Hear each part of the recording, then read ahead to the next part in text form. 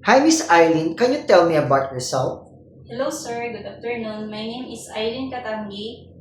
I live in Kalumpang, General Santos City, and I am 30 years old and separated. Do you have kids? Yes, I have. I have 9 years old and 11 years old. Who will take care of your children if you come to Hong Kong? My family, sir. How many siblings do you have? I have seven siblings, two brothers and five sisters. I am the third child in my family. Tell me about your educational background. I am high school graduate, sir. Do you have overseas experience? Yes, I have. I work in Kuwait in an elderly widow with three children ages 40, 36, 32, and I do all household chores.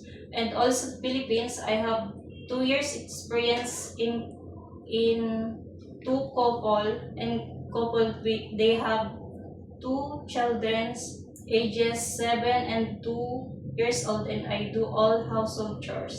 Did you finish your contract? Yes, sir. How would you describe yourself? I am loyal and hardworking. Do you have any tattoo? Yes, I have in my right hand small tattoo.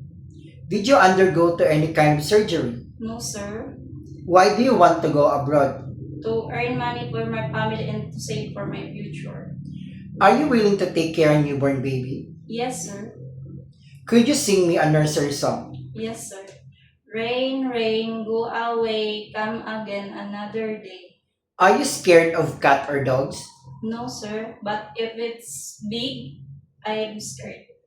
Give me your idea how can you take care of naughty children and children with tantrums. I will talk to them in a calm voice.